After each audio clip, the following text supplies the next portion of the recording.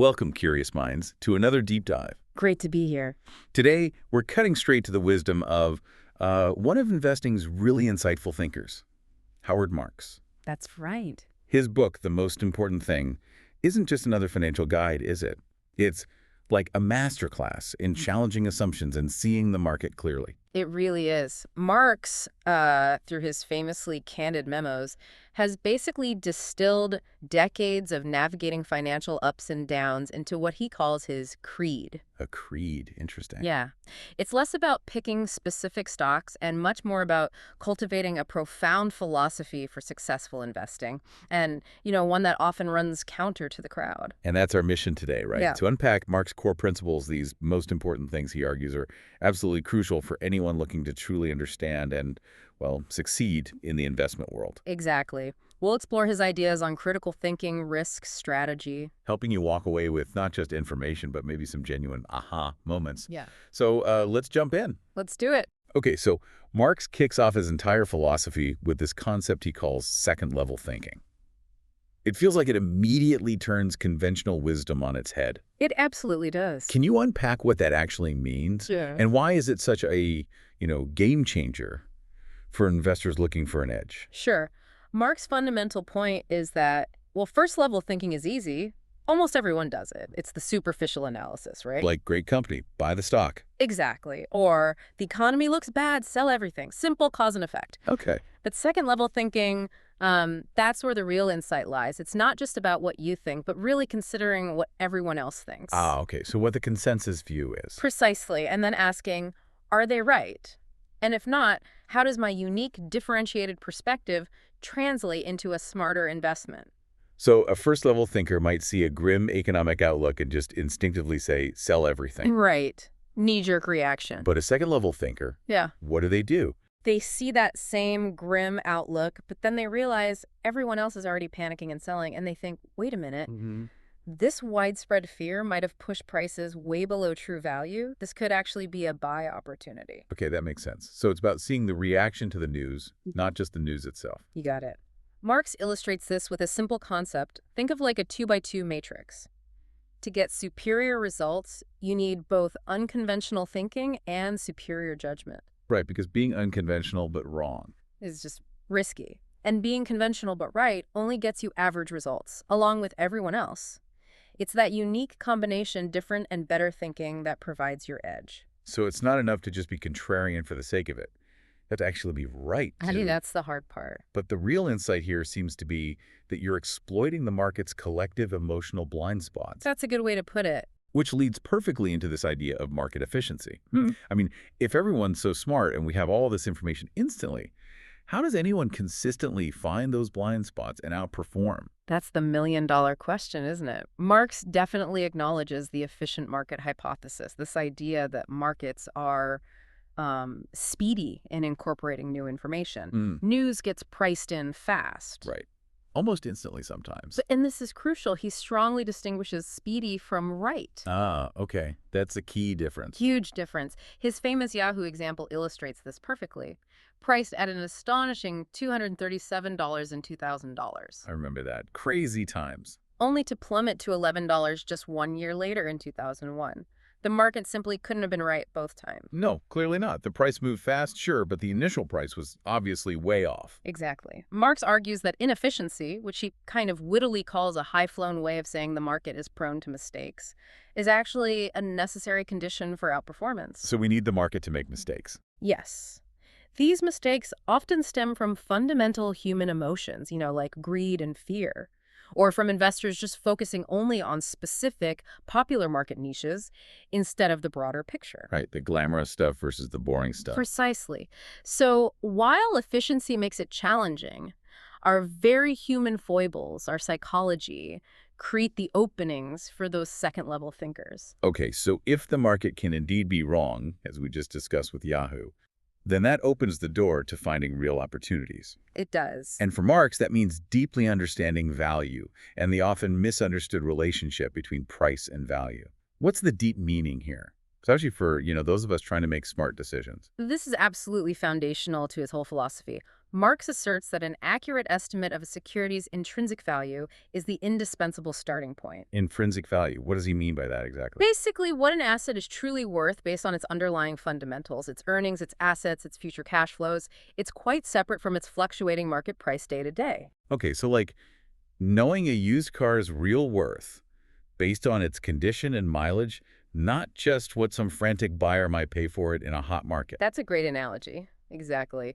And he distinguishes this value approach from what's sometimes called growth investing, which can often rely purely on predicting future rapid increases in value, sometimes kind of ignoring the current price tag. So it's about buying that great car, but only if the price is right.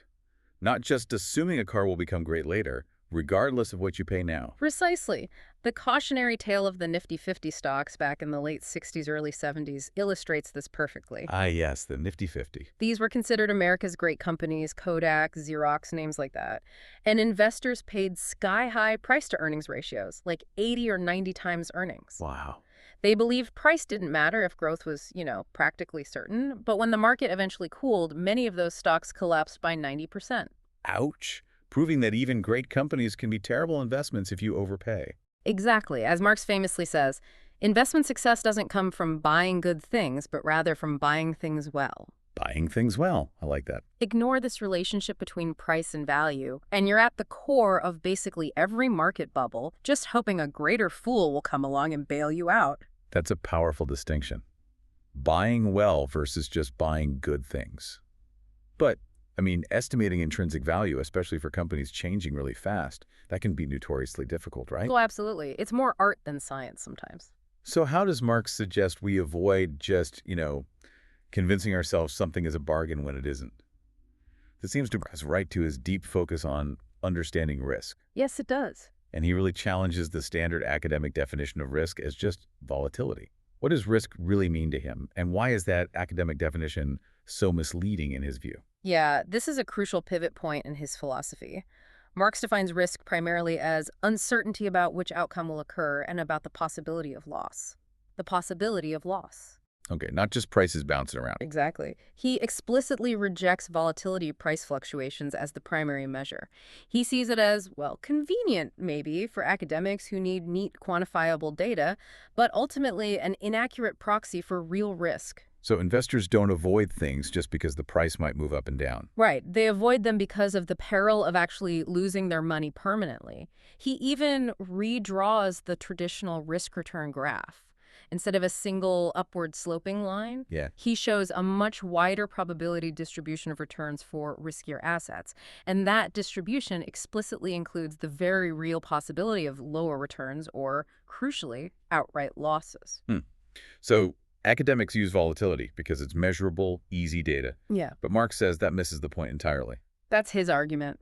So why do so many people, even professionals, fall into that volatility trap then? Well, many pitfalls arise from confusing risk with volatility or just failing to see the true sources of risk. These often include things like overly positive psychology leading to irrational prices. Like in a bubble? Exactly. Or even what he calls career risk for money managers. They might fear underperforming a benchmark in the short term more than they fear actually losing their clients' money in the long term. That's a sobering thought. Isn't it? And he also draws heavily on Nassim Nicholas Taleb's work, Fooled by Randomness, to emphasize the role of luck and what Taleb calls alternative histories. Alternative histories? Yeah, the outcomes that could have happened but didn't. This makes it really difficult to assess true risk, even looking back. Did you succeed because you were smart, or just lucky that one specific negative outcome didn't materialize? It's a very humbling perspective. Wow, okay. So understanding risk is critical, but actually controlling it, especially when it feels so invisible in good times, that's another challenge entirely.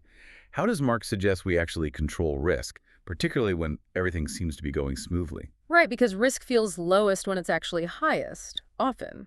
Marx argues that outstanding investors are distinguished just as much by their ability to control risk as by generating returns. So it's not just about offense, but defense too. Exactly. He uses this powerful analogy from Charles Ellis's book, The Loser's Game. Ah, the tennis analogy. That's the one. Professional tennis is a winner's game. Players win points by hitting amazing shots, winners. But Amateur tennis, which is what most of us play, Guilty as charged. it's a loser's game. Players usually lose points by making unforced errors, hitting the ball into the net, hitting it out. Okay, I see where this is going. Marx applies this directly to investing. For most of us, it's a loser's game. Success comes primarily from avoiding losses, avoiding those big mistakes, not necessarily just hitting home runs all the time. Risk intelligence. Yeah. That sounds a lot less exciting than hitting home runs, maybe, but probably a lot more effective for actually staying in the game long term. Exactly. And risk control is often, as he says, covert, invisible in good times. You don't see its value. Until things go wrong. Right. Until the tide goes out, as Warren Buffett famously says, revealing who is swimming naked. Oh, right. So a crucial tool for this defensive investing is the margin of safety. Margin of safety. Buying below intrinsic value. Yes, significantly below.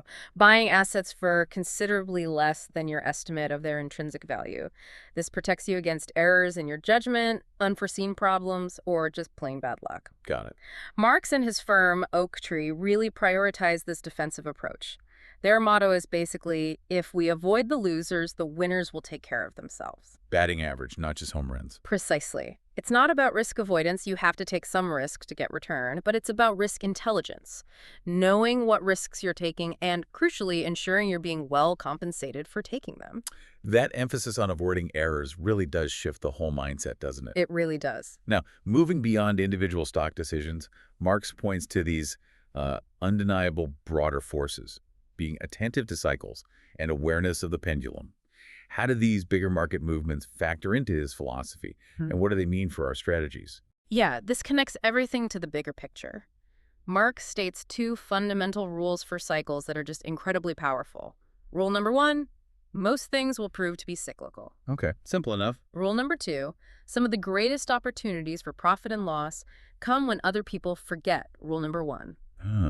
When people think this time it's different. Exactly. Cycles are inherently self-correcting. As he puts it, success carries within itself the seeds of failure, and failure the seeds of success. Prosperity leads to overconfidence, unwise lending. Which leads to losses. Then a painful credit crunch, fear takes over, assets get cheap, and eventually that creates new opportunities for those who kept their heads. He particularly highlights the credit cycle as being incredibly potent. So that phrase, this time it's different, is basically always the most dangerous phrase in investing. According to Marx, yes. Those are the four most dangerous words. He cites historical examples like the predictions of endless prosperity just before the Great Depression in 1928, or the unquestioning belief in the dot-com bubble in the late 90s. Ignoring this inherent cyclicality just leads to dangerous extrapolation and ultimately really bad decisions. Okay. And related to cycles, he talks about the pendulum of investor psychology. I mean, we all feel these emotions, greed, fear, but how does this human element actually play out within these market cycles? And why do so many of us consistently seem to do the wrong thing at the wrong time? Yeah, that's the critical question, isn't it? The market pendulum, as he describes it, swings constantly between extremes. Euphoria and depression, greed and fear, credulousness and skepticism. It very rarely rests at some kind of happy medium. It's always swinging too far one way or the other. Pretty much. Marx outlines 3 stages of a typical bull market. It starts with a few perceptive people recognizing things might get better. Then most people realize improvement is happening. And finally, Everyone jumps in. everyone concludes things will get better forever. And conversely, there are 3 stages for a bear market, ending with everyone utterly convinced things can only get worse.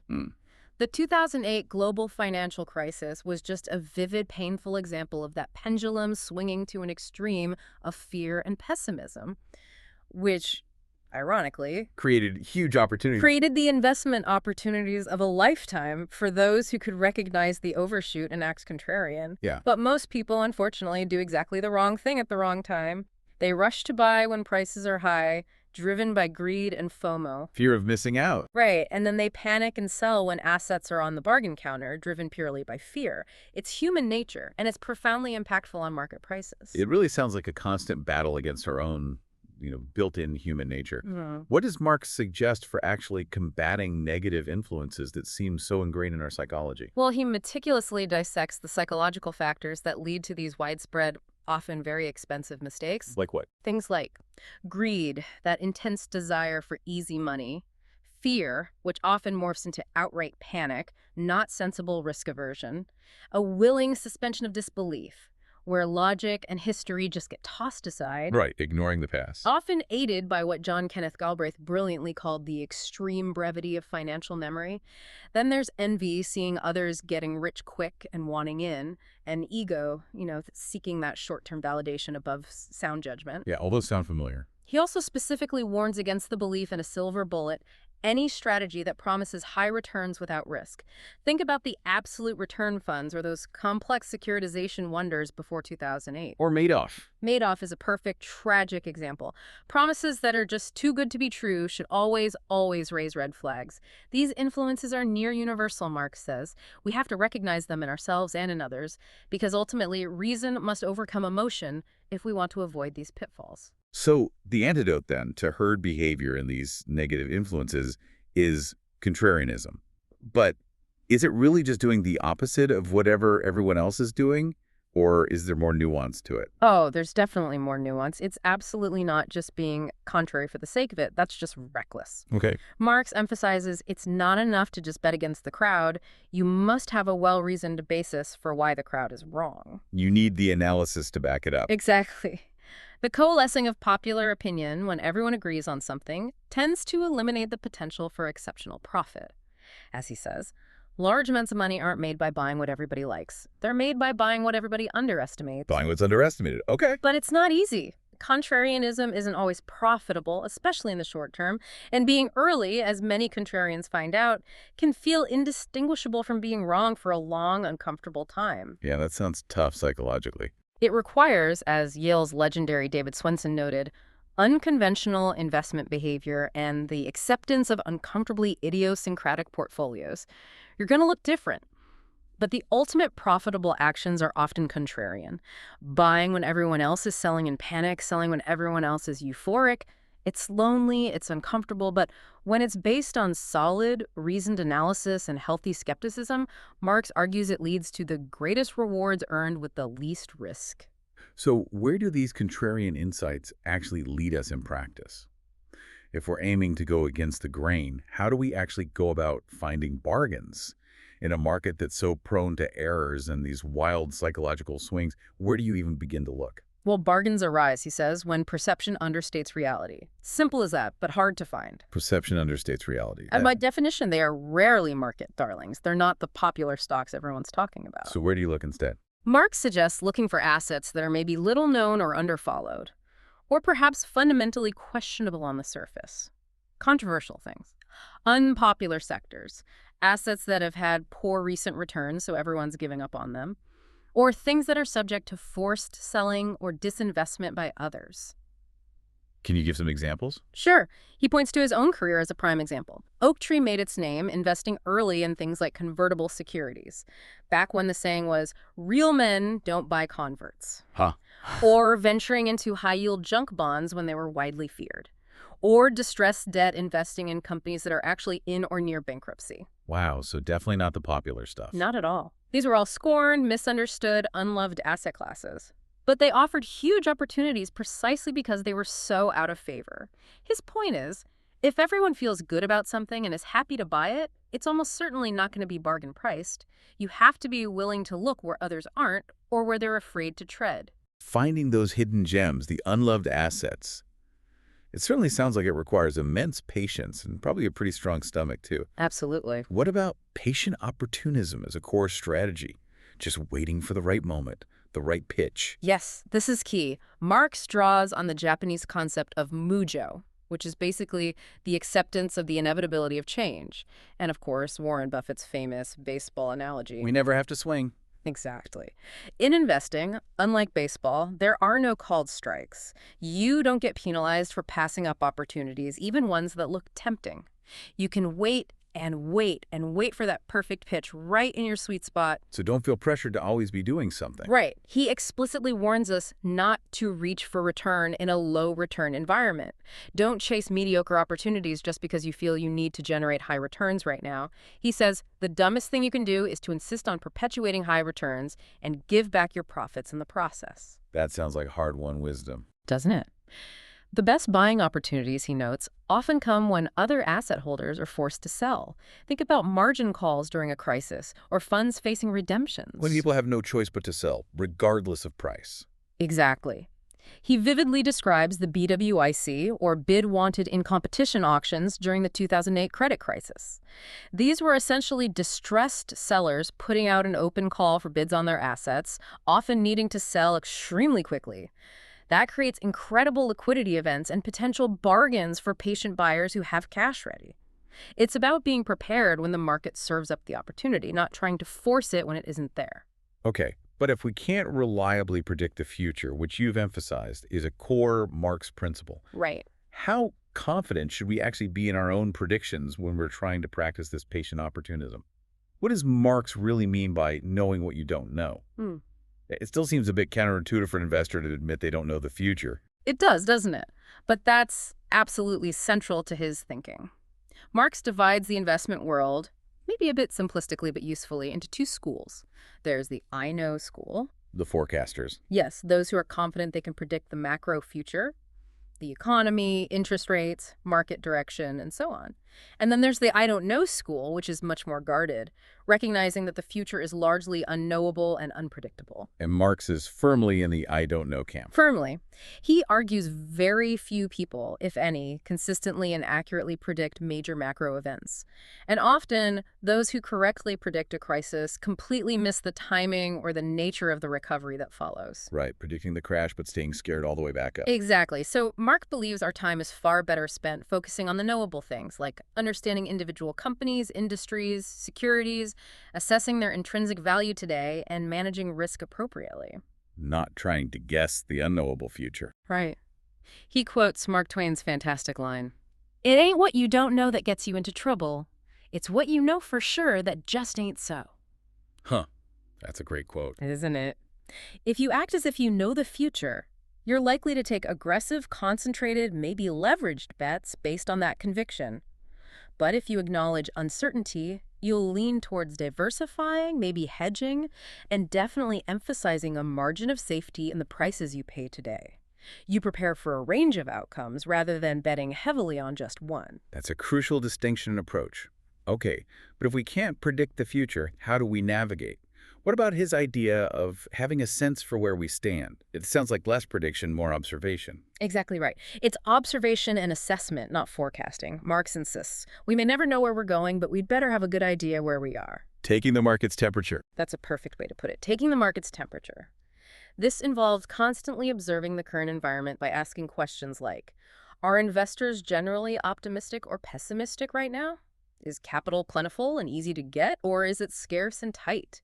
Are valuation metrics like PE ratios historically high or low? Are new, perhaps risky investment schemes being readily accepted, or are they being dismissed skeptically?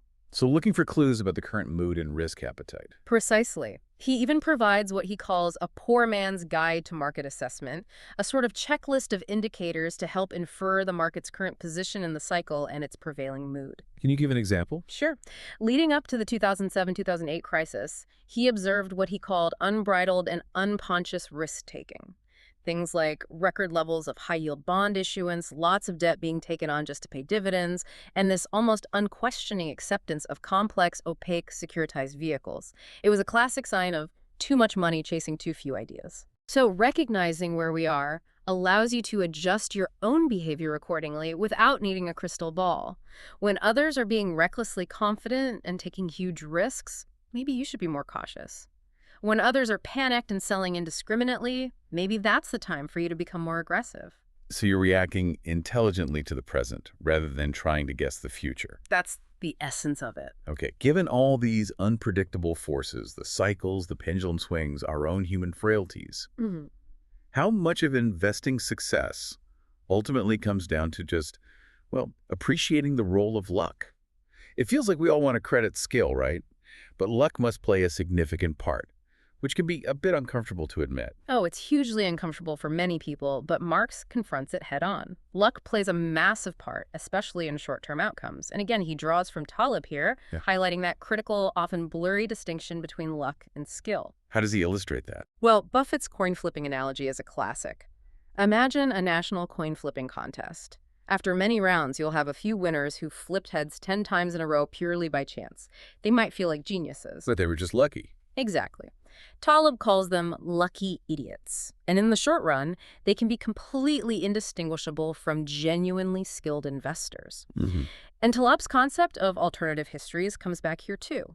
It reminds us that just because an investment had a successful outcome doesn't necessarily mean the initial decision was wise.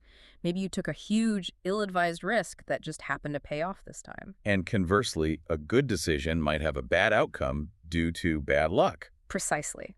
A good decision, Marx argues, is based on sound logic and the information available at the time, not just judged by the eventual outcome, which is influenced by randomness. This is really interesting. It implies you need a large number of trials, many decisions over many years, to truly begin to judge whether someone possesses skill or has just been riding a lucky streak. So don't confuse a fortunate outcome with a brilliant decision. Be humble about success. That's a great summary of it. Humility is key. Okay, let's try and tie all this together now. We've covered a lot of ground. What about investing defensively and avoiding pitfalls? What's the ultimate takeaway message for navigating the investment world successfully and, maybe more importantly, safely over the long haul? The ultimate message is perhaps captured in another quote Marx is fond of. There are old investors and there are bold investors, but there are no old bold investors. I like that one too. Survival is key. Survival is paramount. Defensive investing, therefore, is much more about consistently avoiding major losses than it is about hitting occasional home runs. It's an attempt to achieve steady, consistent, moderate progress rather than relying on flashes of brilliance that might not be repeatable or might involve taking excessive risk. So back to the loser's game idea. Focus on not messing up. Exactly. Revisit Ellis's loser's game.